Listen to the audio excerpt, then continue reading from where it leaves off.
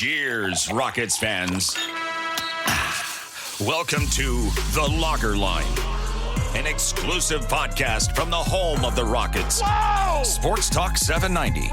Rockets! The Locker Line is proudly served to you by Carbox Clutch City Lager. It is good! Oh, yeah? Red Nation, get ready. Get ready.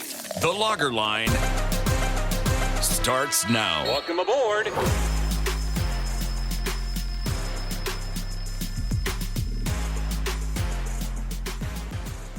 This July, the Houston Rockets are all systems go. With that, welcome in to another fresh episode of The Logger Line, as always served to you courtesy of Houston's Carbach Brewing. I'm Ben Dubose, your host, editor of USA Today's Rockets Wire, and contributor to Sports Talk 790, official flagship radio station of your Houston Rockets. Today, I'm joined by Paulo Alves, our co-host and producer out of Portugal. It's only been about 10 days since we last recorded together. That was back on the Sunday afternoon that the Rockets reached the trade agreement for Kevin Durant. But it's crazy how much has happened in just a little more than a week since. The Rockets agreed to new contracts with two starters, Jabari Smith Jr. and Fred VanVleet. Technically, they also did with Aaron Holiday, Jae'Sean Tate, and Jeff Green, but obviously those aren't quite of the same importance as the two starters. But then within the first 2 hours of free agency opening on Monday night, the Rockets reached multi-year deals with Dorian Finney-Smith and Clint Capela. With Finney-Smith, I think we sort of knew that going in. It was widely reported for a couple of days that the Rockets were looking at him as a 3-and-D wing replacement for Dillon Brooks. But Capela, given that it's the center position, that was the shocker. And I think all of us were just sort of scrambling and wondering, is something bigger about to happen? Should we be playing around with Rockets-Bucks deals on the trade machine with Alperen Şengün and Giannis?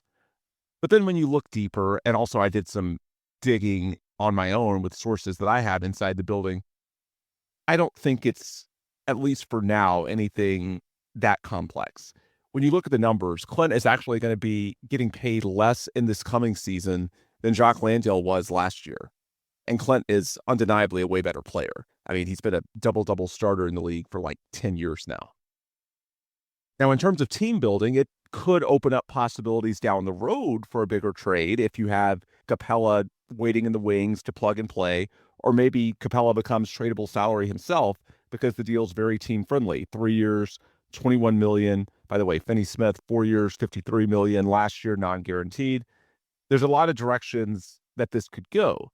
But what's clear in both cases, and especially with Capela, it's a good contract. It gives them all sorts of optionality, and that's certainly a hallmark of the Rafael Stone era. But beyond that, it also makes them a better basketball team, and I think that's the focus right now in a season where the Rockets are all in on contending. Steven Adams has a ton of mileage on his legs, so Jock Landale did play some last year, even though he was the third-string center in name, and Capela's an upgrade. He's just 31, and while he's not the same athlete that he was when his career started in Houston all those years ago, he is still something of a lob threat, and so he gives you a different dimension than Steven does or even Şengün does if you think you need it.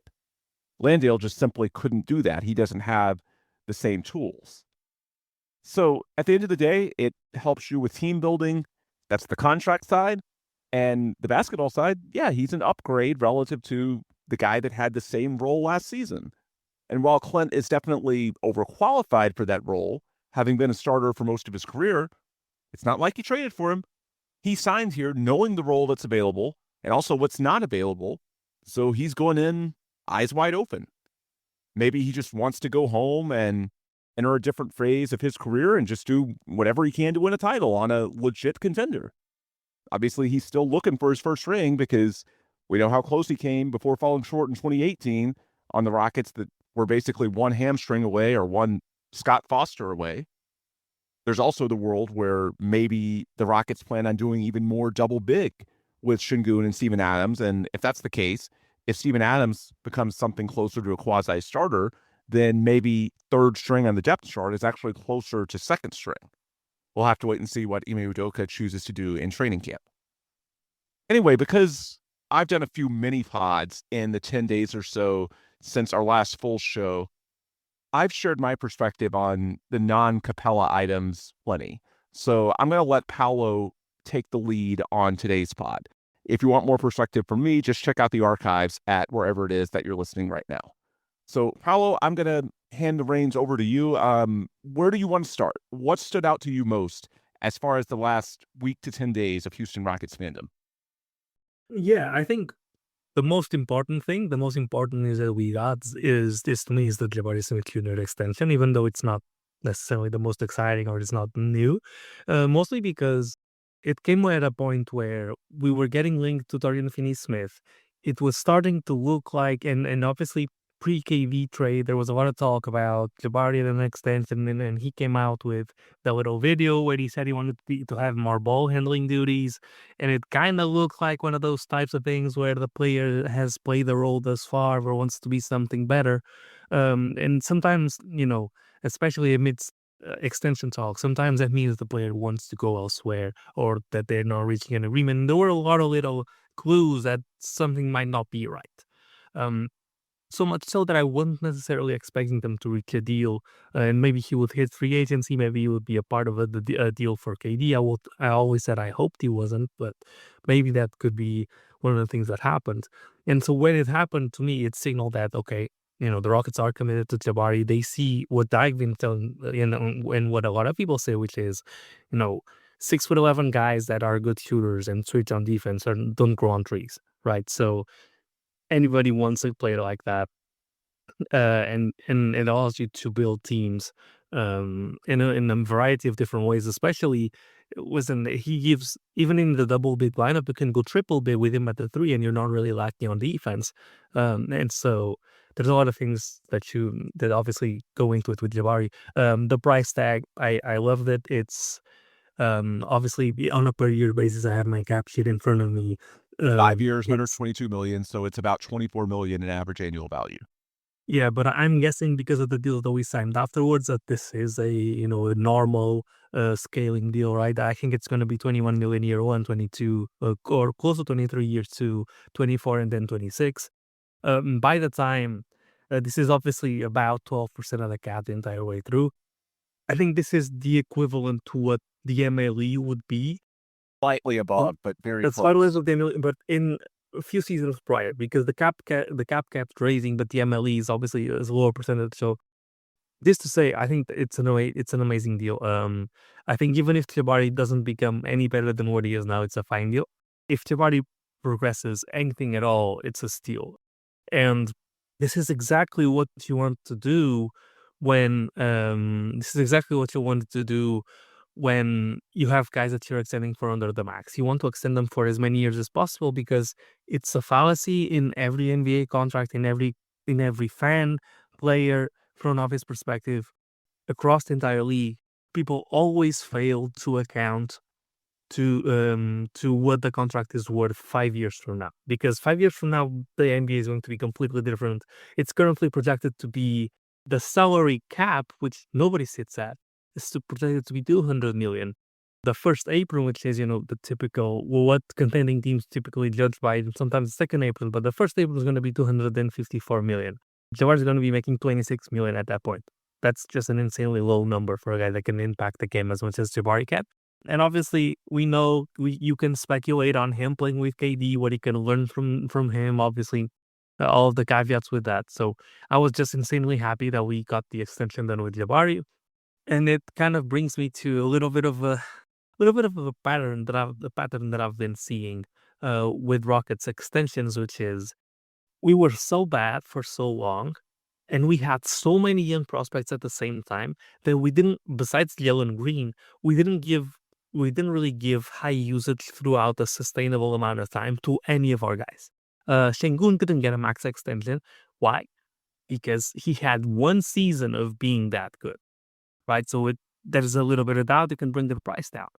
Jabari, obviously, if Jabari had gone to a team that didn't have Jalen Green, KPJ, Alperen Şengün, Christian Wood ahead of him, all these guys, he would probably have, even Tariq has also shared minutes with, he would probably put up better stats, which would have led to better volume stats, which would have led to a higher figure. Because as much as we want to say that everybody looks at efficiency, volume does matter, especially for your perception around the league. And so I think we got Sengun on a better deal, on a team friendly deal, because Sengun didn't have that much exposure to being that good. Jabari, the same thing. And I think since we're kind of slow cooking all of these development curves, it leads to us being able to get guys on these cheaper deals. A good there's examples of this across the league. When you look at Jaren Jackson Jr., before the big deal that he just signed, he was on $20 million a year, because by the time he got to his extension, he wasn't the bona fide defensive player of the year contender that he is now. Same thing happened to a less successful extent, but when the Spurs extended DeJounte Murray, he was making near $20 million a year at the time, and he made that jump 1 year prior to his extension kicking in. It was already signed, and so he was on a really team-friendly deal for a long time before he signed his later extension. He kind of fell off the map. There's more and more examples of players like these, and I think with Tari, if they are able to reach a deal, is going to be something similar that happens. But all in all, I know I've spent a lot of time on Jabari Smith Jr., but I love the extension, and I hope we can get one done with Tari as well, because more likely than not, if you sign an extension with Tari, it's likely going to be less than Jabari, and it's probably going to be a bargain as well.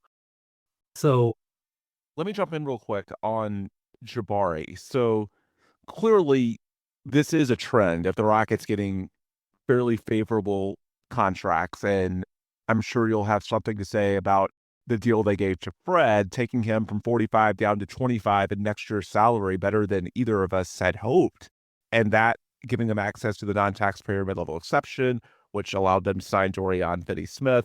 There's a whole chain effect here. With Fred, it's about this coming season's roster. With Jabari, it's about years to come and what that allows the Rockets to do. But the bottom line is, led by Rafael Stone and Eli Whitus, Patrick Fertitta as well, they've negotiated very well. And so they've been getting all this praise nationally. Brian Windhorst called it an organizational hot streak, which I know you love, Paolo. Tim Bontemps, in one of the Windhorst podcasts, had this to say about the front office. It's a sign of smart, long-term strategic planning by the Rockets. For the last couple of years, they've done a phenomenal job of that. The one contract they signed that I didn't like was the Jalen Green deal, and they turned it into Kevin Durant. And the Green deal served its purpose as salary filler for a star. They've done a great job of managing these salaries and getting all these guys signed to good contracts, and that's what you have to do moving forward. Obviously, the Rockets are going to get very expensive at some point, and they're probably going to lose one of these young players or somebody off their team because they're going to get too expensive at some point in the future. But by having all of these good deals and making smart negotiations throughout these things and saving a few bucks here and there, it probably saves you at least a player in the long term. And that can make a gigantic difference when you have all these teams competing in a pretty level financial environment. That's referring to the new CBA and the second apron world of the current NBA. So there's a lot of things to unpack there, but I think what ties it all together is the Rockets do not approach these negotiations willy-nilly. They are detailed. They are looking for every margin advantage they can find. It's good management. It's good alignment from ownership to the front office to the head coach. If you're a listener to this podcast, you know that we have been high on Rafael Stone for years. This is why. I've got a theory for you, Paolo, and this is why I wanted to jump in here before we move on from Jabari. I actually think that the Kevin Durant negotiations in June may have been an inflection point for this deal, because we know the Suns were inquiring about Jabari, and we had talked about in June's podcast that there were multiple financial pathways, and the most reasonable ones, some combination of Dillon, Jock Landale, Aaron Holiday, your veterans and or expirings. And then the two young assets that were most discussed were Jalen and Jabari. And so there's been some talk this week about why did the Rockets have this deal with Jabari agreed to even before the extension window opened on July 1st, in contrast to last year when Jalen and Sengun went down to the wire. I actually think the Rockets might have used these negotiations as a leverage point, saying, hey, what are you going to be on our books for moving forward? And then, the more information you have, the better. And once they saw, hey, Jabari on 5 years, $122 million versus Jalen in the mid-30s AAB, and then being up for a new deal after what would have been just the first year of Jabari's extension. And if Jalen plays well at all, he's going to get at least the same average annual value, if not more. And if he plays poorly, then it doesn't matter. You'd love to trade him because at that point he's just bad. So knowing that you had Jabari on this deal, in my opinion, basically seal Jalen's fate as far as him being the one that the Rockets send to Phoenix. So it's good planning. And I also think it could be exactly why this deal got done early, because the Rockets needed, before they made a final decision on what the KD trade package was going to be, they needed to know, okay, what's Jabari going to be on the books for? And once they saw that it's this deal, they had to keep him. That's my theory. Does that make sense to you? No, I definitely buy it. And in looking at how this front office has done business, up to this point, I think it makes all the sense in the world that they had the extension agreed to prior to making a decision on a Kevin Durant trade, which makes it make even more sense that we since very early on knew, or it was reported, that the Rockets did not want to include Jabari Smith, and that was a sticking point in the negotiations. The Suns want him, the Rockets don't want to give him up. And I think that also, you use that to talk about the Houston side of things. I think that also says a lot about Jabari, because the other thing that I think Jabari should get commended for is that he was a starter, he got hurt, he came back, and he came back off the bench, and he didn't pout. There was no lack of effort. There was not a single sign that he was malcontent. And even after that year that he had, he signed an extension. I think there is a very real world in which if Jabari wants or has the ambition to be more than a role player, I think he can be that here. But I think he has a much greater chance of being that if he goes to the Suns, where there's no competition at his position. Mm-hmm.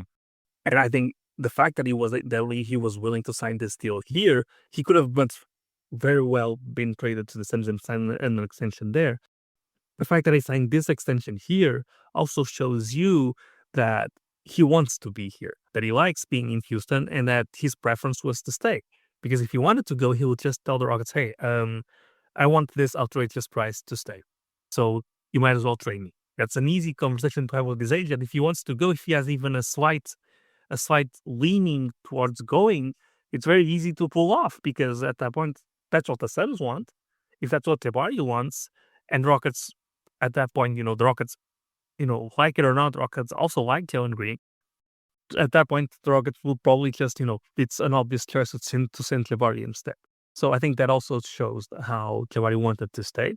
And I wanted to kind of use what you were saying and segue it into the Dorian Finney-Smith deal as well.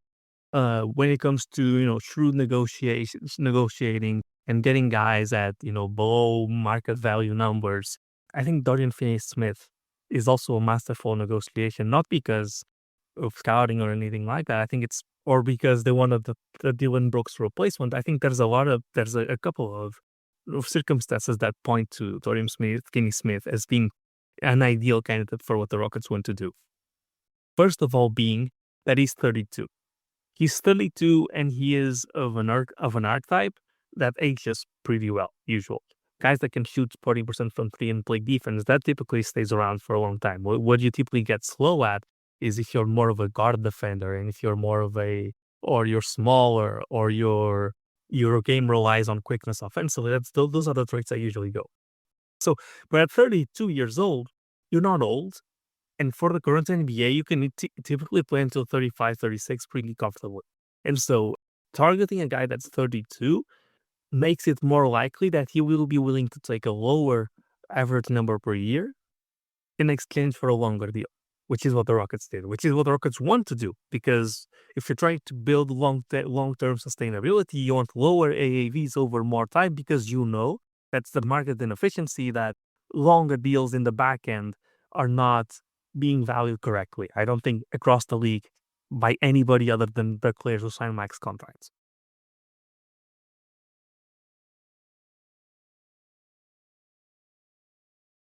And then besides that, there were news that came out that Rob Pelinka was telling other GMs that there's an issue with Dorian Finney-Smith's. This was an LA reporter, I believe, that there were issues with Dorian Finney-Smith's knee, and that information came back to Dorian Finney-Smith's camp, and he was pissed at the Lakers for spreading that out there to try and lower his value, to try and retain him for cheaper.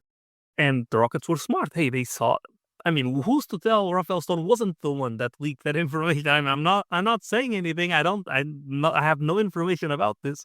But who's to say that Rafael Stone is not the one who went got that information. They were interested in Dorian Finney-Smith, went to talk with his agent and was like, hey, there's people telling me that there's a knee issue here. And the agent's like, oh, wait a minute, what do you mean a knee issue? There isn't any knee issue at all. Here's his medical records. And they figure out, well, the only team that's encouraged to say something like that would be the Lakers. And so that would be another market inefficiency. You're taking advantage of a player who all of a sudden, if he doesn't want to come back to the Lakers, who are the team that has his early bird rights and can, or even full bird rights, I'm not sure, and can offer, doesn't matter in this context, and can offer him the most money, I think it's pretty done that Dorian Finney-Smith is making less money in this deal per year than he was in his previous deal. And I think his previous deal was signed at a point in which he was not as good of a player or as recognized of a player as he is now. So it was pretty smart in its own regard. And then talking about the deal in specific, obviously, as you talked about, 4 years, but the fourth year, I think it's both non-guaranteed. We don't have the full details yet, but I think it was reported that it's both non-guaranteed and a team option. There's some CBA stuff going on there because if it's both non-guaranteed and a team option, you can't have more guaranteed money in the fourth year than you do in the third year. So if it's non-guaranteed on the fourth year, it's also not guaranteed for at least the same amount in the third year. So we're not quite sure how those guarantees work. It might be that it's not guaranteed for $5 million of the 14 he's owed, or it's not guaranteed for 5 years in each of the last 2 years, or it could be something like that.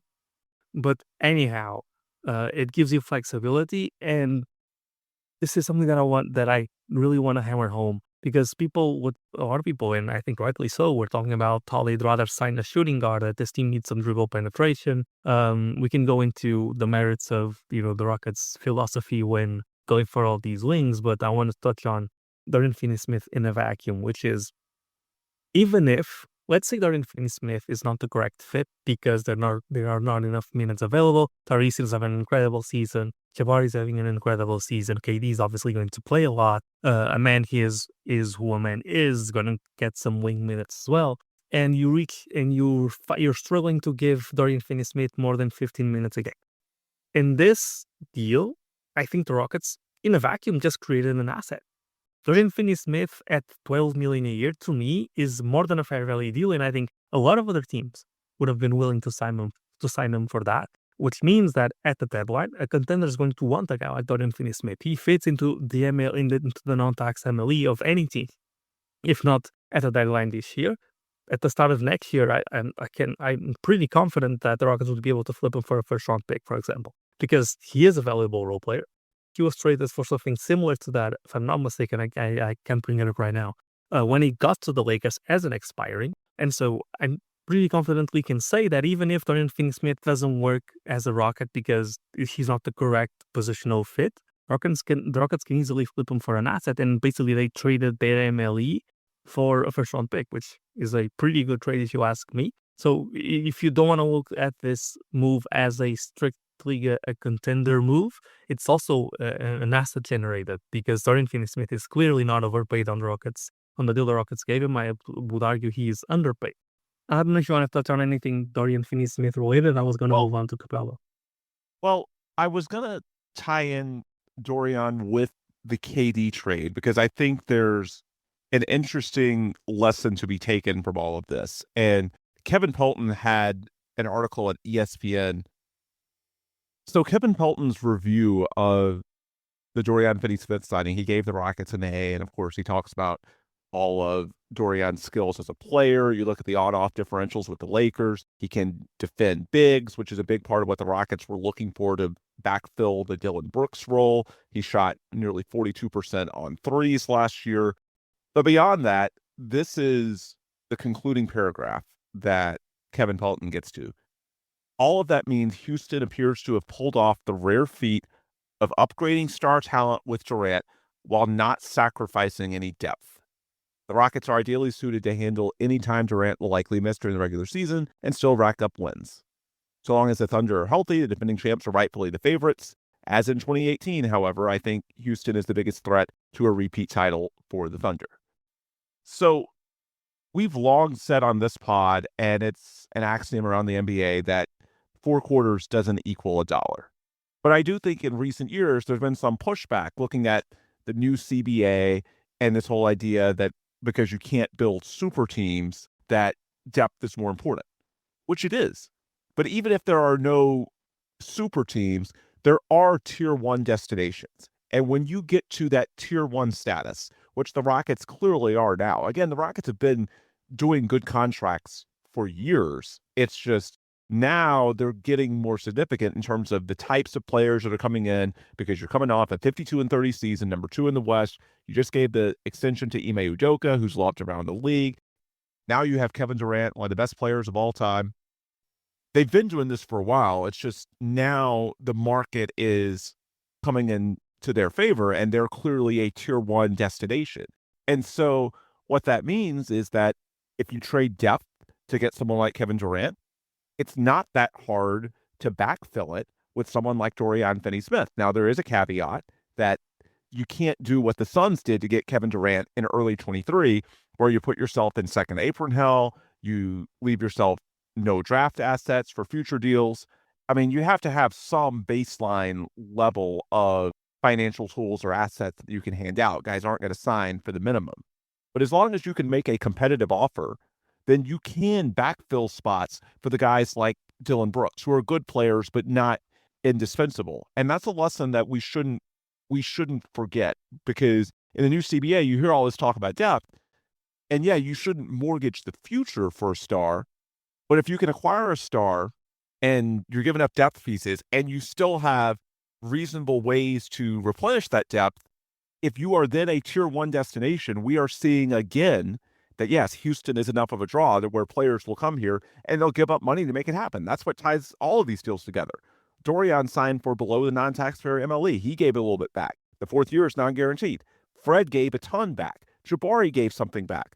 All of these players, Capela is way beyond what I think most people thought he would get on the open market, if not in money, certainly in role. All of these guys are giving something back in money, years, role, or a combination to play for a team in Houston that is ready to contend. Houston is not the Lakers or the Knicks, but they're up there in terms of NBA market. If this team is good, and especially if they have faces of the franchise like the team currently does with KD and Ime Udoka, guys will want to play here. In some ways, it's sort of like Kevin Pelton brought up 2018, the preceding summer. I remember when Houston made the big trade for Chris Paul right around the same time as did the KD trade this year. They did the CP3 deal right around the draft, and they had to pool a lot of contracts to make it work financially. And so, yeah, it was exciting that the Rockets added Chris Paul. They won 54, 55 games the last season, got bounced in the playoffs by the Spurs, that embarrassing Game 6 where they lost by 40 at home. And so people thought Chris Paul would make them better, but there was a little bit of apprehension at the time. People saying, well, they gave up, Pat Beverly, Lou Williams, Montrezl Harrell, Sam Decker, a lot of either accomplished players or young players with upside, and nobody was saying that the Rockets shouldn't have done the deal. But the question was, does that actually take them from low to mid-50s to the level of the then, ironically, KD-led Warriors, who were the gold standard? And so now, right after the KD trade, there were some people questioning, hey, did the Rockets give up enough in the deal? 2 starters from last year's 52-win team, even with KD, are they capable of being at the level of the Thunder? Well, what ended up happening in 2017, within a week or two, the Rockets got PJ Tucker and Luke Baamute to very friendly deals, and then you see the whole puzzle come together, and it's sort of like, they replenished the depth, but now they have Chris Paul. And that's basically what happened here, is that you bring in Dorian Finney-Smith, you bring in Clint Capela, and those 2 guys for Dillon Brooks and Jock Landale, relative to last year's team, it's at least a wash. Might even be a little bit better. That's no disrespect to those guys, but Finney-Smith and Capela are good players, and you're way better with Kevin Durant in place of Jalen Green. So basically, it's like you brought in a star, you swapped Jalen for KD, and everything else is the same, and you arguably have even more depth now. Again, there are some caveats in that you have to make sure you have at least some tools. In this case, the Rockets methodically planned this out to where they knew they would have a non-taxpayer mid-level exception. You can't do what the Suns did a couple of years ago in sacrificing everything financially and assets to bring in a star. That era of the NBA is over. There's no LeBron, Wade, Bosh super teams anymore. But there are tier one destinations, and Houston, it's not LA, it's not New York, but it's up there. And if the team is competitive, what we have seen in recent days, in recent weeks, is that, yeah, this franchise, when the right leadership is in place and the team is coming off a really good year, it's a draw. Players will want to be here, and that's led to the sacrifices that we've seen in recent weeks to put this roster together. And it's also something that you should remember going forward, which is that, hey, if you can combine 4 quarters and turn it into $1 with a consolidation trade, if you have the right leadership in place, and the Rockets do with Rafael Stone, Patrick Fertitta, and Ime Udoka, let's throw Eli White as a shout out as well, you can find quarters. It's not easy to do, but you can do it. And I think Dorian Finney-Smith is a perfect example of that, getting him as the Dillon Brooks replacement.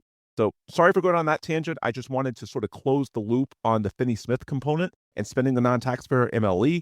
Now I'll let you talk about Capela and also the luxury tax, because the interesting thing about the Capela deal is not only what it means for the depth chart at center, but also if they didn't bring in Capela, there was at least a path to where the Rockets could not pay the luxury tax this coming season and not, more importantly, start the repeater tax clock in terms of projecting out the payroll in future years. With Capela, that's pretty much gone. They are going to be a luxury tax team this year. So beyond talking about Clint the player, there's also the angle of what Clint the contract does for the financial bucks. So that's me setting it up for you, Paolo. What did you think of the Capela deal and also the implications that it has as far as the tax? Yeah, so on the Capela deal, I was really surprised. That a little bit of context, Capela is one of my favorite players of all time because he was one of my favorite players when I first started watching basketball. I know I've been doing this not for that long a time. So first reaction, I was really happy because I really like Clint. Second reaction was, wait, what?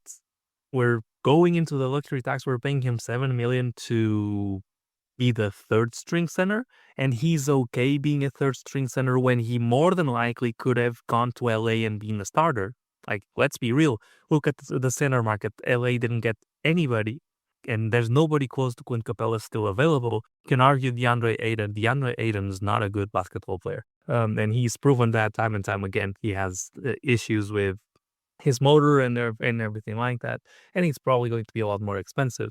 That being said, it got us wondering if there was a deal, a different extra deal coming. It got me wondering if Capela, maybe it was misreported and this was a sign and trade that was more convoluted and Capela was going to go somewhere else. It got me wondering if it was Cam Whitmore. This was their way of getting some value back for Cam Whitmore.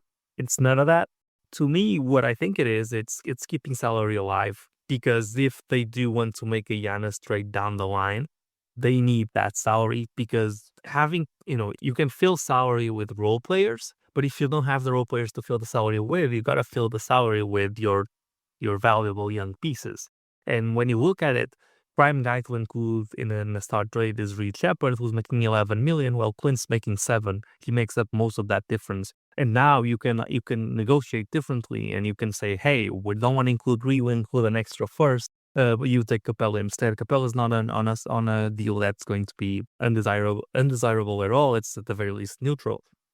And it also takes a little bit of an advantage of another market inefficiency, which is there's been a massive run on centers. There's no centers available, and there's a lot of teams that need centers still. And I think worst case scenario, if you want, at the deadline, you can flip Clint Capela, I think, pretty comfortably for a second round pick or a couple of second round picks and expiring money. So the Lakers would, love to have that. And I think there will be other teams that. I think Bill Simmons had the hilarious tweet about the Rockets have 3 starting centers and the Celtics have nobody. It's time to start drinking. So, yeah, the Celtics in the East might, that might be a type of team that, wants to at least stay relevant. I do not respect that comment because Nemias Queta is the current Celtic starter, and I will not tolerate any slander of Nemias Queta, or first Portuguese NBA player of all time. Oh, I didn't realize it was Portuguese. Oh, he is. My bad. Okay, sorry. It's all right. I do think he's underrated, and I do think since all the way back his days in Utah, I think he can be Isaiah Hartenstein-like with better defense, because he is a little bit of he's a good passer out of the short role. That being said, so Capela deal, I think it's a neutral deal. I think the major takeaway from it is the luxury tax part, which I'll get into after I talk about Fred VanVleet. Kind of didn't order this in the correct way, but let's go with it. Fred VanVleet, 25 going 8 is way lower than anybody expected. it's still $50 million guaranteed, but $50 million over 2 years is completely different than $50 million over 1 year. And I think it's actually pretty likely that he doesn't take that $25 million option next year and signs a longer term deal at a lower AAV, pretty regardless of the season that he has. But nobody expected it to be that low. It allows us to go after Dorian Finney-Smith. It allows us to go after Clint Capela.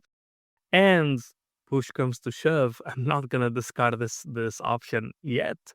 VanVleet, Dorian Finney-Smith, Clint Capela, and I don't know, probably need another salary in there is enough to go get LeBron James if he asks out at the deadline.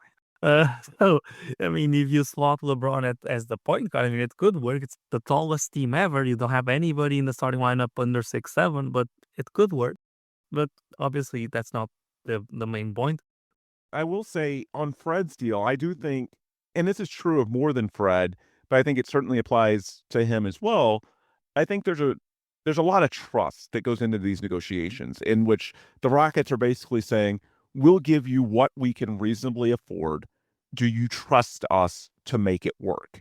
And that's where the Rafael Stone regime is so different than Daryl Morey, in that they spend a lot more time cultivating relationships with players, with agents, to where there's more trust equity. I think we saw it in how the contracts for Aaron Holiday, Jason Tate, and Jeff Green leaked as well, and that they didn't initially say they were minimum deals because if they had a little bit more money, I guess if they didn't sign Clint Capela, then maybe those guys would have gotten a little bit more than the minimum. But they just sort of, and the players and the agents trust them when the Rockets say, look, we'll take care of you as best we can. If we can't do it this time, we'll try to get you back in the future. But I think the element that is seen throughout all these negotiations is trust. And so I think that's why you see Fred give back more than we expected, because he values that relationship. In Fred's case, it's been widely reported that he expects to be here long term, not just talking a year or two. We're talking, this generation of Houston Rockets basketball. So yeah, there's going to be some negotiations where the team might have a little bit more money. In this case, they had a little bit less, or at least they had less if they wanted to put a title contender on the floor next season. So it is what it is. But I think the trust component of it, that's something that, we talked about it early in Rafael Stone's tenure, it being a big contrast from Daryl Morey, and time will tell as to how it works out. How right now it's working out. Sorry for interjecting, but I just think that's an important note to sort of underscore in these negotiations. Yeah, and to add to what you just said, I mean, just look at, even besides the goodwill, just look at the numbers. I mean, it was obvious from the beginning when they first signed Fred that Fred was overpaid. But the Rockets were in a position where they didn't care if Fred was overpaid because everybody else was on a rookie deal. And so it made all the sense in the world to pay Fred an absurd amount of money for 2 years and to cultivate that relationship. And now you're seeing the rewards out of that commitment that you made way back then. Because one more thing that I want to throw out, I had this in my notes, I got sidetracked. So do you remember the meltdown on the second day of free agency 2023 when the Rockets discarded Ty Washington and Usman Garuba, who ended up being worth nothing, to the Atlanta Hawks? And the deal would have needed to be done if the Rockets signed Brook Lopez. Then Brook Lopez reneged on his deal, but the Rockets went through with the Hawks component anyway. You know how the Rockets are acquiring Clint Capela from the Hawks? By sign and trade. Yep. So there's a good relationship between the front offices, and at the end of the day, nobody's crying, or nobody should be crying, over losing freaking Ty Washington and Usman Garuba. So even a little thing like that, you can argue that relationship paid off this week.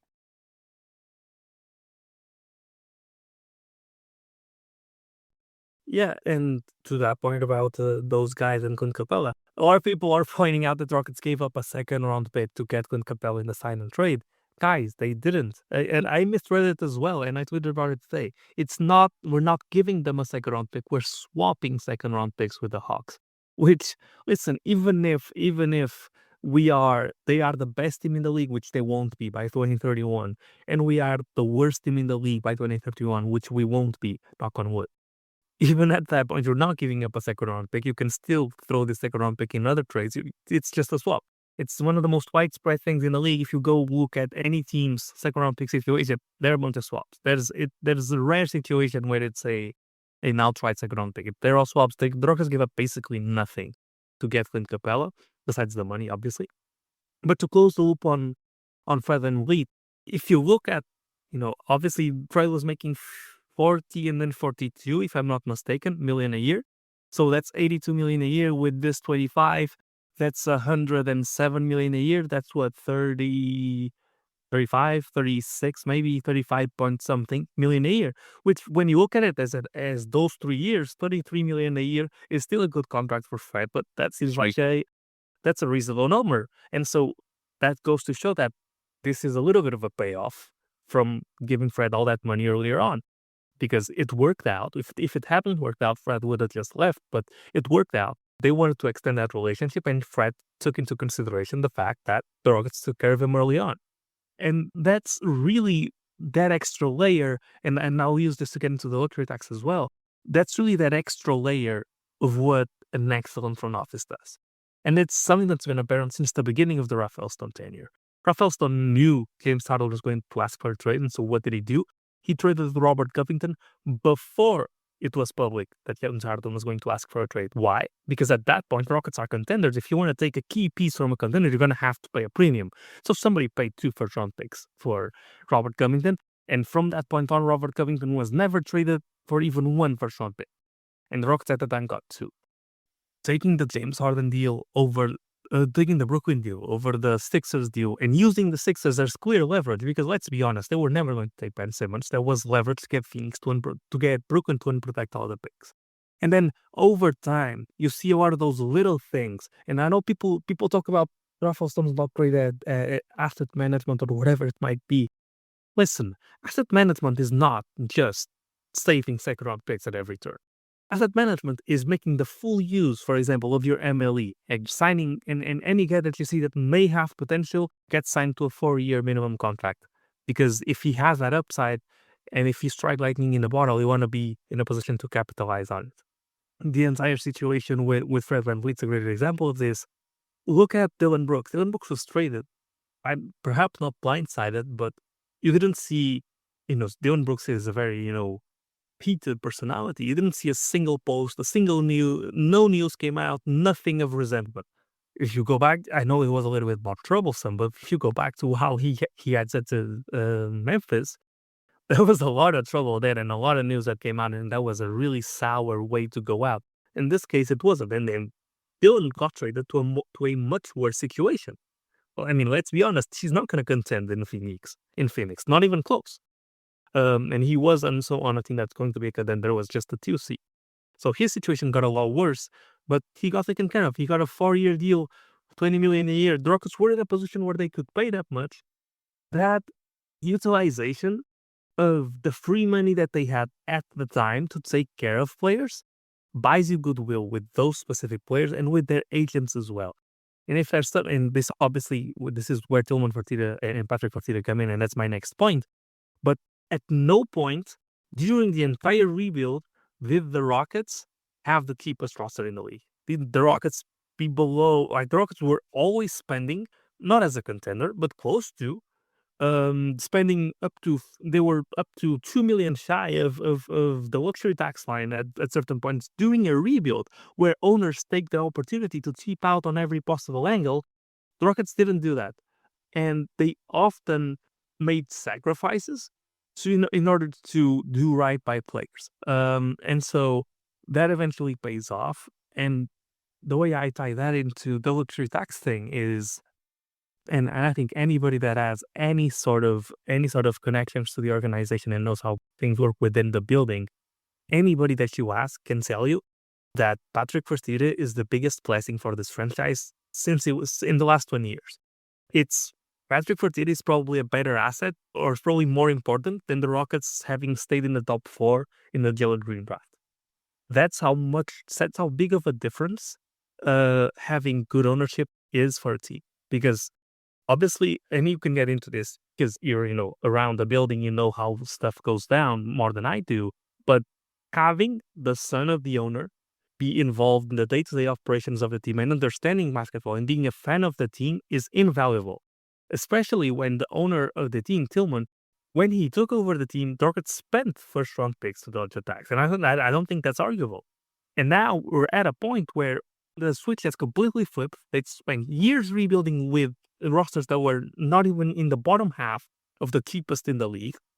And now this is the first real chance. The Rockets proved they were good last year. This is the first real chance the Rockets could have of, going all in and spending and paying luxury tax.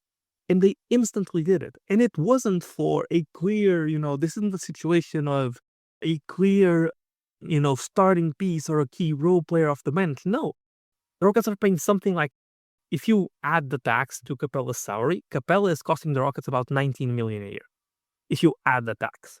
And Tillman, and you can't understate the role Patrick has in it, because Tillman trusts Patrick, and Patrick is in the day-to-day operations of the team, so he has that, that touch, that understanding of how important or how the value of doing these things. If you don't have Patrick Fertitta there, I would have a really hard time believing that you could convince Tillman to spend $19 million on and it's not just 19, I'll get into it, on what is essentially either a salary ballast, a guy that will play very little, or the third string center. Like, that's unbelievable. Like, even some of the, we can argue the merits, and we'll get into it, the merits of ducking the tax one more year, even for flexibility reasons. But you cannot ignore the progress that has been made. We paid $5 million for a second round pick.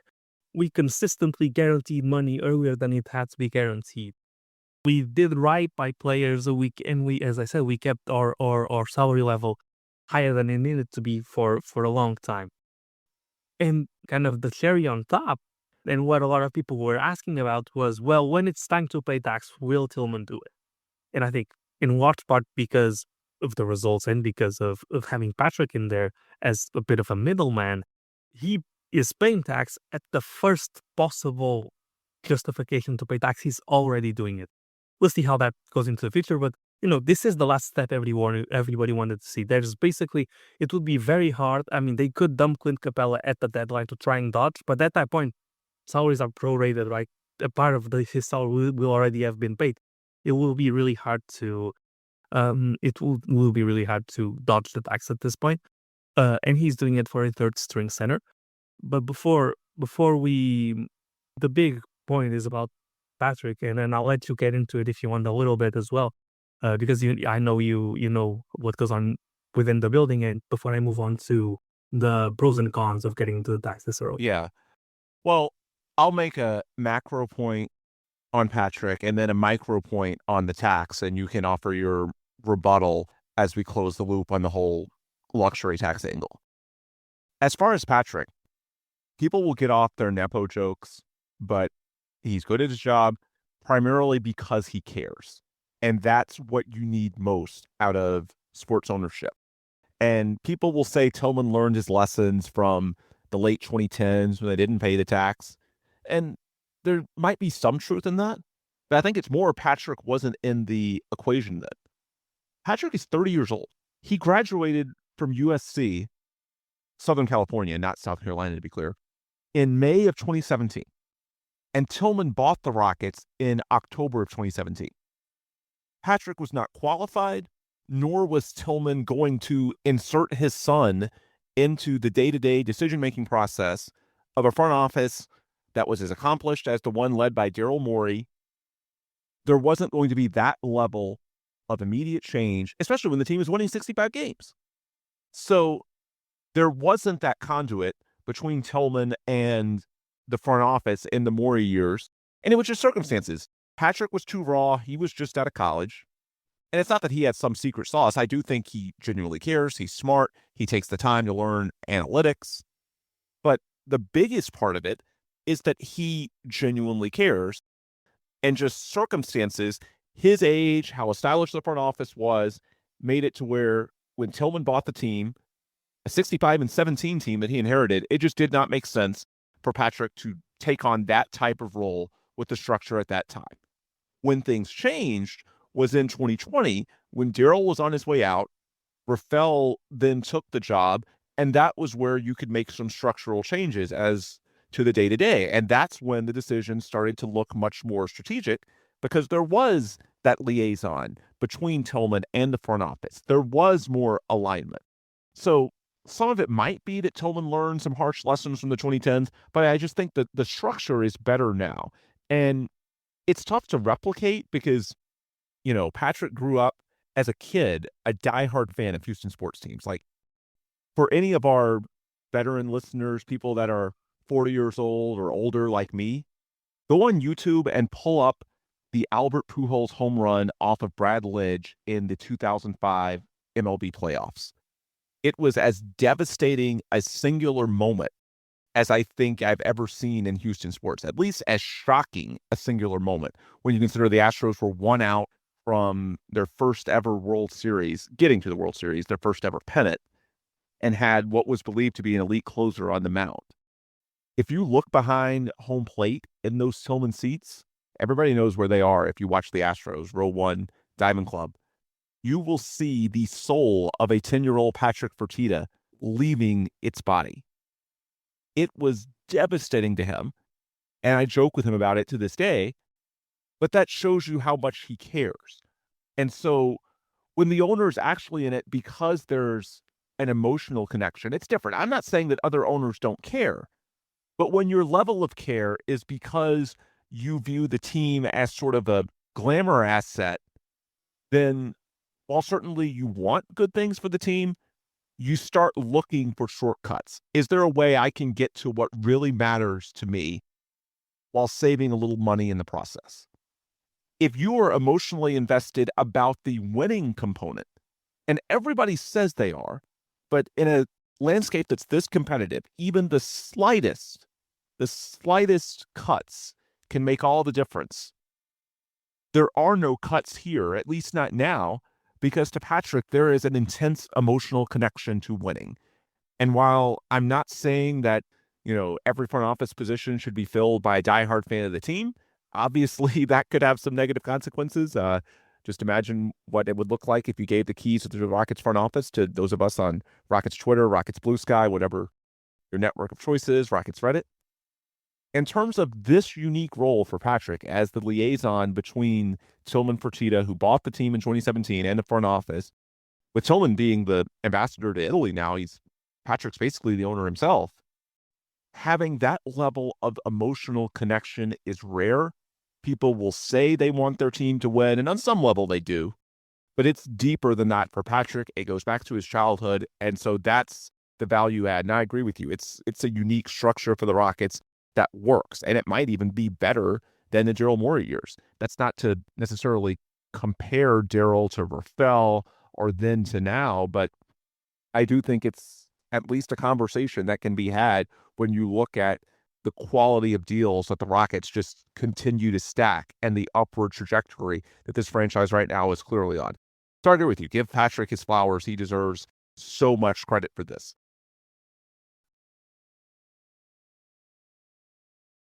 The micro point I wanted to get to, I think the luxury tax, this whole discussion of, are they really paying the luxury tax for a third string center? It's not just Clint Capela's role.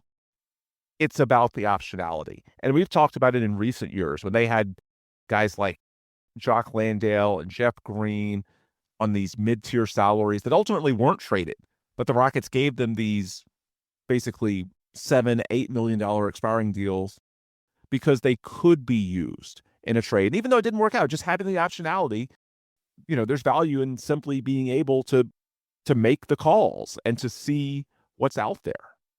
And I think that's what's going on here. The tradable salary, if you need, as you alluded to, Paolo, Clint's on a very good contract now, about $7 million a year for a guy who's still capable of being a solid starter at center in the NBA. He can bring in more second-round picks if you need draft equity. If something huge comes available, like Giannis, and that's not going to be anytime soon because of Miles Turner going to Milwaukee, but if by the middle part of the season Giannis comes available and you think it makes sense to do an Alperen Şengün plus package for him, okay, then Capela is there to backfill the center minutes along with Steven Adams. I don't know which, if any, of those things is going to happen, but that's what you're going into the tax for. It's the options. It's not just one player. Just as with Jeff Green and Jae'Sean Tate, it wasn't just about their contributions and the stats they put up in a given year. It was the options that provided the front office, also a little bit with regards to leadership and culture. Clint is very well received in those areas. Framing it as paying the tax for a third string center misses the mark. It's deeper than that. It's about the optionality. And as I said in June, once it was told to me that the Rockets viewed themselves as championship caliber with Kevin Durant, I expected the deal to happen, and it got done because these opportunities do not come along very often. And along that same wavelength, I don't think the Rockets wanted to straddle the tax line in this first season with Kevin Durant. By that, I mean straddle the line to stay just beneath it. No, they want to give themselves every opportunity. And so beyond just what you might do with Clint's salary slot, you also have more wiggle room, period. You're not on pins and needles with every move you make, thinking, well, if I switch out these two-way guys or make a waiver claim, does this push me over the line? No, you have Kevin Durant, one of the greatest players in NBA history, and we don't know when he's going to decline. We know this year is probably going to be as good as you'll get considering his age, and the Rockets view the window is open. Given all of those factors, I don't think they wanted to walk the line this year having that cloud hanging over them of, well, we might think that this could help us, but we don't want to do it because it would push us over the tax. No, they don't want to feel like their hands are tied behind their backs. And there are counter arguments you can make for sure in terms of the repeater tax and what it means for 3 or 4 years down the line. But I just think the argument that won the day, you have Kevin Durant. This is a special player. It's as good as he's going to be in your uniform. So do you really want to try and play out this season with one hand sort of tied behind your back because you're constantly worried about that tax line? I think the more they looked at it, the more they came to the conclusion that, you know what, let's give us more options. Let's not box ourselves in, and we'll see what 2, 3, 4 years from now looks like at that time. Maybe, after KD, when his salary rolls off the books, maybe you can duck back under. But I just think what won the day, it wasn't just Clint Capela or any one position. It was about the optionality. And so Clint can be used or not used in a number of ways. But beyond that, it would have been very difficult after signing Dorian Finney-Smith to stay beneath the tax line. Possible, but difficult. And I just don't think they wanted that hanging over them all year. I think they wanted the options to do different things, trades, signings, waiver claims, you name it. And the path they chose gives them more options for this year. There are potentially consequences down the line. We'll see if those manifest. But for now, I mean, it's just more evidence that the Rockets are all in. I mean, that's pretty much the bottom line for me. Yeah, and just a little bit on top of what you said, 2 more examples that came to my mind. I mean, one of them you gave it. Listen, it's not any owner that pays Jock Landale $8 million a year to just be a trade exception. The trade exceptions don't get paid, right? Paying a guy like Jeff Green $9 million, like Jeff Green was not getting above $5 million a year in any deal. The year before he got to the Rockets, he wasn't earning more. I think he was earning precisely $5 million a year. Paying him $9 million to get in here and to have that optionality to trade for a star if need be, that's money that could easily have been not spent, and nobody would bat an eye. And this to say that the Rockets are not, there's a spectrum to this. There's the key teams. There's a team that do what's necessary, and there's a team that go above and beyond to have extra optionality regardless of cost. And Rockets have been that type of team. Rafael Stone has had the freedom to work with all of the tools in the arsenal to explore every angle of the CBA. And to touch on your micro point of dodging the tax this year, I think the wiser thing to do would have probably been to dodge the tax this year. Just because even the richest owners don't want to pay repeater tax because that's when it gets really expensive. Like that's what, up until repeater tax, you can go up to paying, double the salary cap as a total for your team. Once you get into repeater tax, we're talking about paying, an extra $400 million per year for tax purposes. That's at that point, it's ridiculous, and you can't expect. I mean, I don't know if Tillman would, but I could not, in all seriousness, expect any owner to be willing to pay that unless it's like the Lakers or the Warriors who are bringing in just massive amounts of money off the franchise. But I don't think you could reasonably dodge the tax while signing Dorian Finney-Smith. You could be within $2 million of dodging the tax. You could maybe get there. This is after trading Whitmore for the minimum guy. You could maybe get there If you played around with waiving players and signing players 2 weeks later to save the 2 weeks of salary, and you do that over the season, you can shed some salary. You could even make somewhat of a larger trade to lose some money. You would have been on the edge the entire season, and it would have been pretty. You'd have to have a lot of roster turnover, and you would, especially on those lower positions. rotations. Yeah, and that's the point Yeah. I was trying. I think we're actually in agreement there. It would have been very difficult to do. Not impossible, but very difficult. And I think that's why, maybe the decision was Dorian Finney-Smith and not Clint Capela. Maybe that's the better way to frame it. Once they went to non-tax-free MLE level, they were sort of making that decision for themselves. And so it's not just Clint, it's also Dorian and how the whole puzzle fits together. Yeah, and so when you look at it that way, I can more easily get behind paying the tax this year. And realistically, it's going to be hard. But the way that the repeater tax works is you've got to be, if you've paid luxury tax 3 of the last 4 years, you are in repeater tax territory. So you need to dodge it not just 1 year, you need to dodge it for 2, I believe, or 2 of the last 4. And so realistically, you could pay tax the 3 years that you have Kevin Durant here, and then he's going to retire. And so that's a whole $56 million off the books. And at that point, you could take a couple of years before you make another trade for a superstar that's going to, inflate your cap back up. If you've got money coming off the books at that point, obviously, this is when a potential Reed Shepard extension will kick in. We're so far away from that, we can project what that would look like. But you have Steven Adams coming off the books. You can structure Fred VanVleet's next deal to end at that point as well. And so Clint Capela obviously also comes off the books at that point. And so you could, have this 3-year contending window, 26, 27, 28. And then going into the 2028-2029 season, you lose a lot of these support pieces. You have a more bare bones team. And you kind of, have a couple of seasons where, you're not the tier 1 contender, but you're, a tier 2. You'll still make the playoffs. You still have Şengün. You'll still have Jabari. You'll still have Tar. You'll still have Amen. You'll still have Reed. So you can still build a good team, but probably not top tier contender. And then after those 2 years, you can obviously go back up there and pay tax again if you want to adopt the repeater tax. Because, obviously, they want to have a contending window that lasts for the entirety of Şengün's career, for example, to look at it as a timeline, or the entirety of a man's career. And it's possible to be, and when you look at teams like the Lakers, teams like the Miami Heat, teams like the Celtics, it's possible to be a contender throughout that entire time. It's harder to be a tier 1 contender through the entire time. And most of the teams aren't. They step backwards and they take a step back and then they attack again. And so it's perfectly possible for the Rockets to make that happen, and if that's an issue, to dodge it at that point.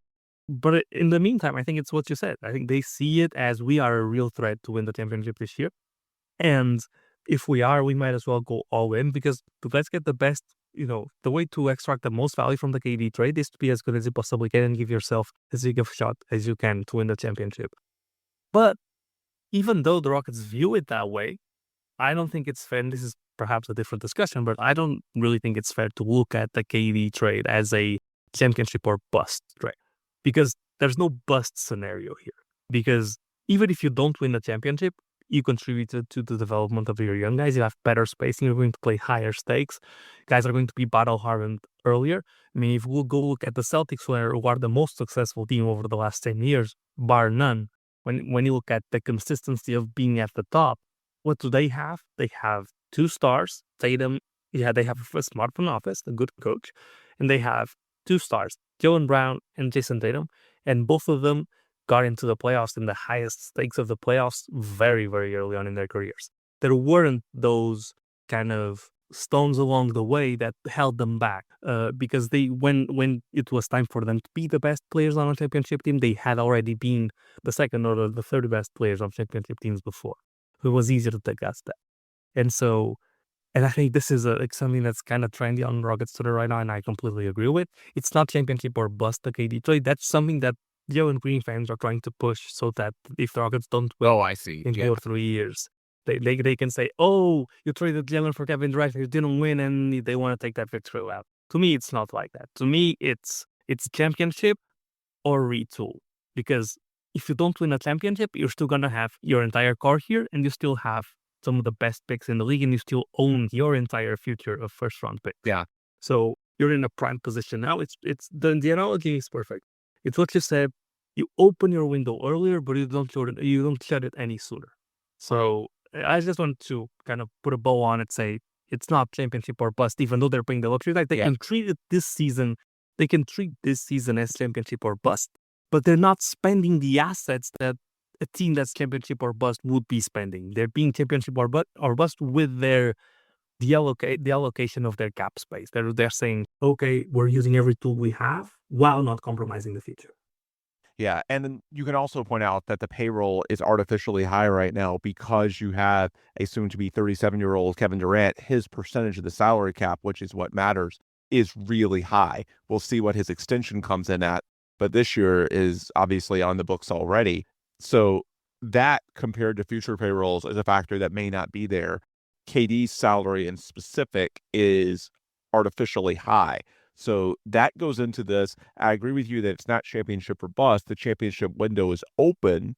It's not that these years are necessarily more important, but for various reasons, it could make sense to splurge a little bit more on the front end, especially when you look at KD potentially aging out. As far as the future timeline, just a few things to keep in mind, and then I'll transition to our final segment, which we're over an hour now, so we need to wrap up. But injuries could make the decision for you. So in terms of projecting future years, it's always possible that, as we've seen with Boston after the Tatum injury, or Indiana after losing Tyrese Halliburton and now letting Miles Turner go, it could be that one of these future years, something happens. It is the NBA. And so the decision's sort of made for you, and that, hey, it just makes sense to hit the reset button at a given point in time. It doesn't now. So they're all in. Also, those 2019, 2029, and 2030 years, we're talking about KD aging out. Those are probably when Amin and Şengün are going to be near the peak of their power. So it could make sense for those to be your leaner years, simply because the next 3 years, they're going to be relatively young. That's going to be their true prime. And so maybe they need the least help at that point. And then as you go into the 2030s and you hope your contending window continues, then maybe, not that they're going to get over the hill rapidly, but maybe it makes more sense to pay then as they get closer to, the midpoint and eventually the second half of their careers. The final point that I would raise, it's always possible, and I think we saw this in the Kevin Durant trade negotiations, and not just possible, likely, that the Rockets have information that we don't, that could be influencing these decisions. Again, I talked in June about how I thought there was a very reasonable case to potentially keep Jalen and trade Jabari. I don't do it the same way anymore because I know what Jabari's contract extension came in at.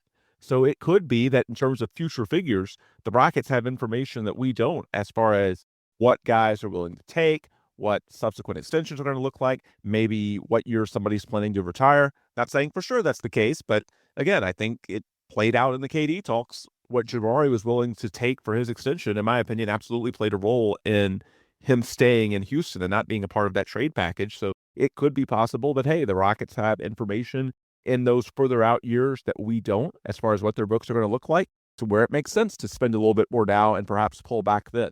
We'll have to wait and see, but it's at least a possibility that in the aftermath of the Jabari contract, I want to raise.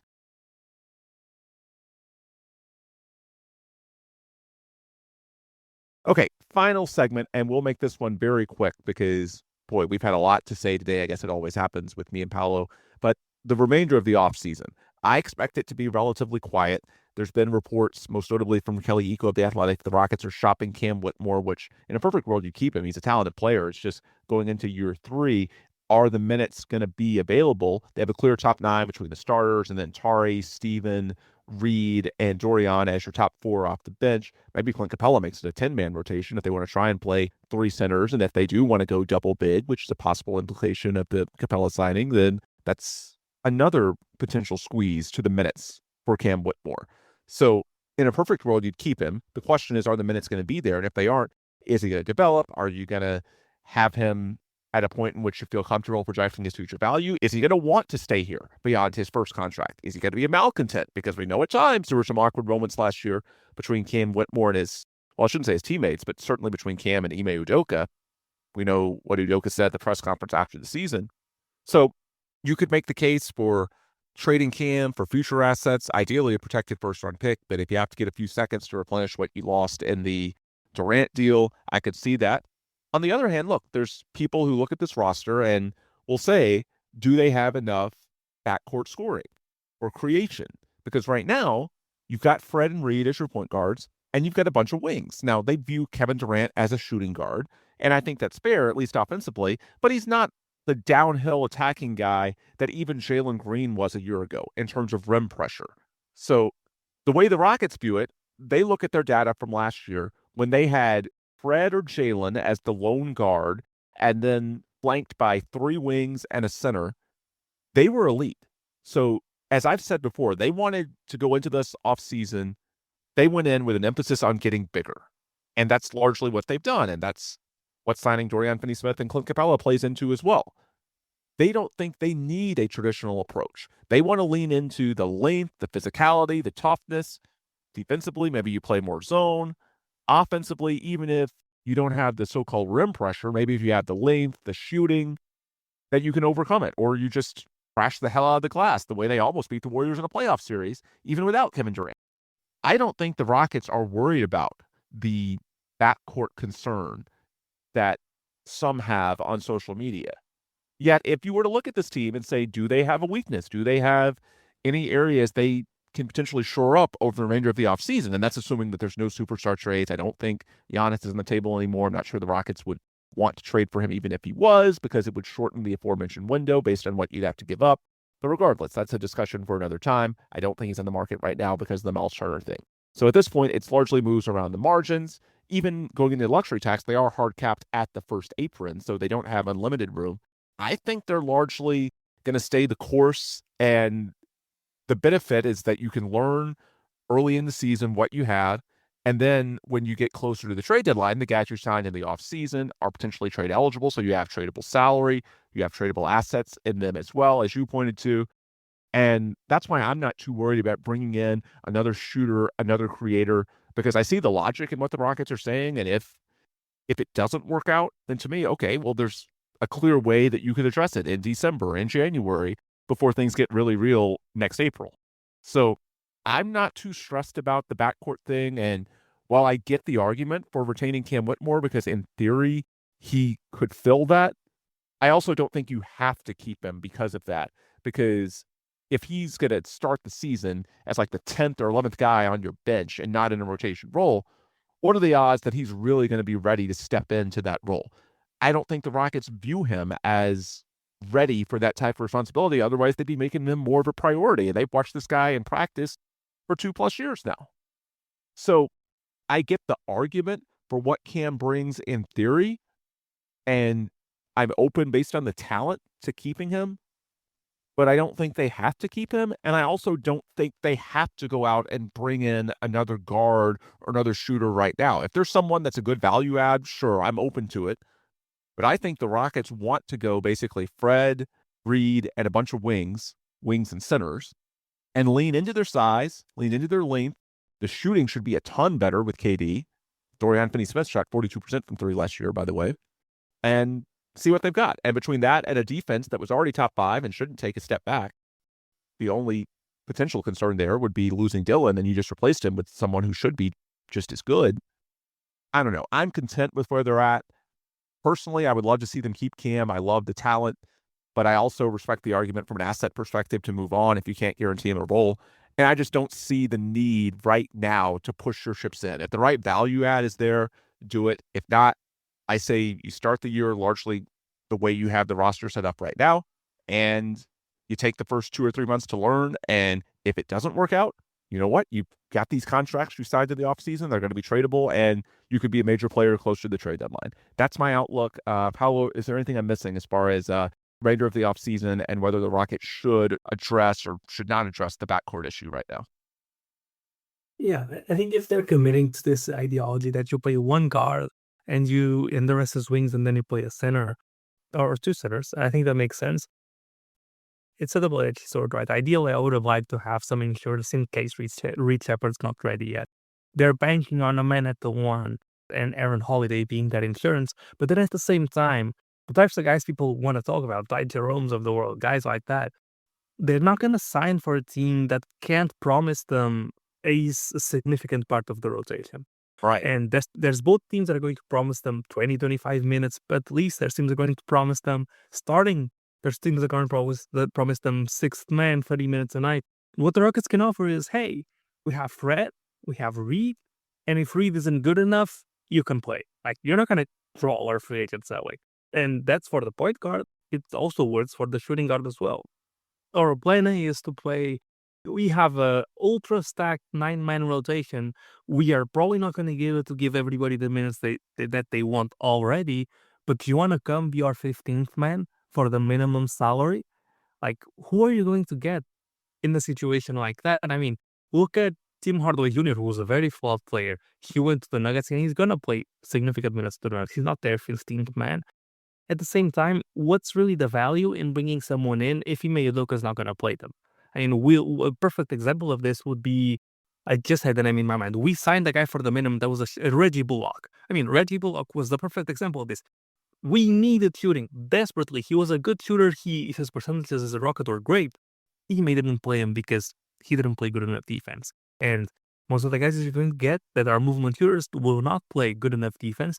And it doesn't matter what the front office tries to kind of stick Ime Udoka with. Ime Udoka is going to do what Ime Udoka wants to do. And if you like Ime Udoka, the coach, you got to take the good with the bad. And if you want this enforcer type, play defense, culture, that has costs. And part of the cost is you don't get to play guys that don't buy in on defense because you're at that point, you're kind of taking the authority, I don't know what the word is in English, in Portuguese it's that, away from the coach. You're trying to demean the philosophy of the coach, and that's not something you want to do. You got to take the good with the bad, and that same logic applies to Cam Whitmore. Listen, Cam Whitmore's got him chances, and he is talented, and I have a 100% belief that he's going to go to another team, and he's going to put up 18 to 20 points a game, and everybody's going to say, oh my God, I cannot believe the Houston Rockets traded this guy when they don't have a shooting guard. At the same time, let's be honest, he doesn't have playing time here. And it's not just the Rockets' decision. It's a Cam Whitmore decision as well, because he's not going to sit and be happy at the end of the bench for the entire season. And you got to understand why. He's 20 years old. You know, he wants to go be something. Both from his perspective and knowing that that's the situation, from the Rockets' perspective, as the management of an asset you just gave up 5-second round picks for KD, it might make sense to cut your losses and say, hey, if we can get a couple of seconds for him, it's not ideal. We know he's going to be better than this, but we don't have the setup to allow him to shine at this point.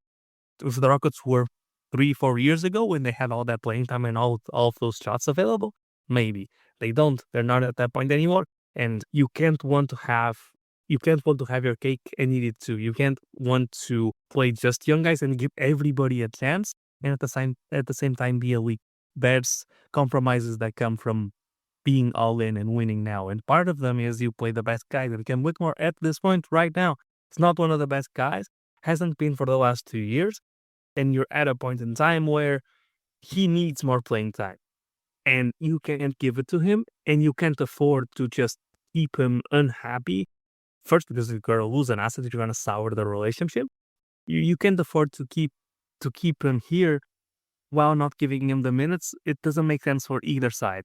And so, while I would have loved to keep Cam Whitmore, and I'm sure Cam Whitmore is going to prove everybody wrong. I mean, not really wrong, because I'm saying I believe in him, but he's going to make the Rockets look like fools. But hey, that's the price you pay. When you're trying to be good, you can't give everybody the chances that they deserve. Look at, for example, look at the process Sixers and look at the guys that they had on that process. They weren't even trying to be good, but look at all of the guys that they had. Mikal Bridges, Christian Wood, Robert Covington. I think Mbam Woodson was there as well. Look at all of those guys. Listen, they couldn't develop all of them because you never can. And once you start getting good, you don't have the chances for them to play anymore. And again, Cam's incredibly talented, but it just doesn't make sense at this point. As far as bringing someone in for the minimum to replace his roster spot, the Rockets can do one of two things. They can keep Nate Williams as his minimum contract, or they can waive Nate Williams up until the beginning of the season and sign some other guy on a minimum.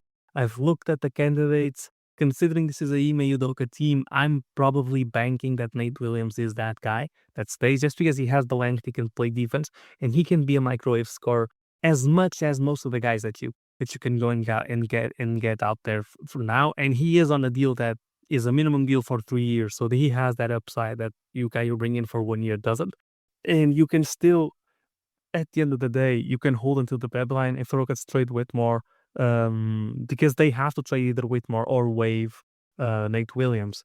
If they trade Whitmore and keep Nate Williams, when the buyout market comes around, later after the trade deadline, the Rockets are about $1.5 million below the first apron where they are hard capped at, so they'll be able to offer a prorated minimum to one or two other guys at that point. So I think they'll just be on a holding pattern until then. Yep. And they also have an open two-way because reports have indicated they're going to move on from Jack McVay. So that's an option as well for the remainder of this offseason, as well as we'll see what happens after training camp in the preseason. There's always guys that slip through the cracks when it comes to roster crunches. So that's an option they have as well. Yeah, I think this Cam Whitmore obsession is a little much. I think some of it comes, or a lot of it comes down to the fan base just not recalibrating its expectations. I think when Jalen got moved in the KD trade, a lot of fans just sort of have this next man up mindset. Well, I've never agreed with it in this comparison to begin with. Like, people love to slander Jalen. Well, guys, the coaches are watching Jalen and Cam play every day at practice. They have information way beyond what we have, and they clearly concluded that Cam was worse. So this idea that, oh, Jalen's terrible, but now Cam's going to be the solution and he's just next man up and it's going to be fine. Don't you think the team has been watching for that very closely? And if you trust Ime Udoka and Rafael Stone, why don't you trust their judgment on something like this? So this whole idea that he wasn't playing, but he's going to step in and immediately be a contributor to winning, I think that was always a little far-fetched. If he couldn't exceed Jalen's production or even come close to it last year, I don't think he's a guy who you could expect a ton from this year. In terms of the asset, I know people hate, seeing an asset go to waste. Look, he fell to pick 20 for a reason. So some of these concerns about the attitude, does he need to be promised minutes to buy in? I mean, these are potentially some of the reasons why teams passed on him despite the talent in the 2023 draft. So no, the Rockets didn't give up a huge asset to get him. It's not like we're talking about number 3, number 4, number 2 pick, something like that. But most importantly, again, it just comes down to fans not recalibrating expectations. This is not the rebuilding years where you focus solely on the core 6, the core 7, and if one doesn't come through, well, then it's next man up. No, you're trying to maximize every margin. It's winning now. And so if you think Dorian Finney-Smith is a better fit for that 9th slot than Cam Whitmore, then you bring in a 32-year-old Dorian Finney-Smith, because it's about winning now. It's about trying to contend for a championship. And so if you hurt the feelings of a guy who was drafted, in this case, not even that high, number 20 overall, whatever, I mean, you bite the bullet because there's a much bigger priority right now. This is not years that are primarily about development. This is about winning. And sometimes this is going to happen. And I think for a fan base that's been through a rebuild, and even this year, I think the Rockets were a little bit ahead of schedule in terms of how high they were up the standings. Next year is going to be the first year where the Rockets truly enter the season saying, hey, we think we can win a championship. That is our goal. The Rockets are there as an organization. Their actions this summer have proven that. I don't think the fan base is entirely there yet. And that's not anybody's fault. It is a quick transition, especially when you think back to earlier this decade and the depths of the rebuild. But that's where the Rockets are now. And I think some of this obsession with Cam Whitmore, number 20 overall pick from 2023, is just fans that have not recalibrated to where the Rockets actually are and what the criteria is going to be moving forward for decisions about playing time and contracts and so on and so forth. Anyway, that's enough talk for one episode, so we'll break things here. If you want more content before our next show, the best place to get it is online. You can follow me on social media at Ben Dubose, Paolo at Paolo Alves NBA, and the show at The Logger Line. If you go to the Logger Lines page on Twitter/X, you can find our link tree, which has links to all of our distribution partners like Apple, Google, and Spotify. You kind of have to subscribe, leave a positive review at your location of choice. We'd greatly appreciate that. Also on that same link tree, you can find links to friends, sponsors, partners of the program, USA Today's Rockets Wire, Carmack Brewing, Sports Talk 790. You have those links. You can enjoy their content as well. All right, with those plugs complete, we will adjourn for today. For Paolo, I'm Ben. Thanks as always for listening, and please come back soon for another new episode of The Logger Line. Go Rockets.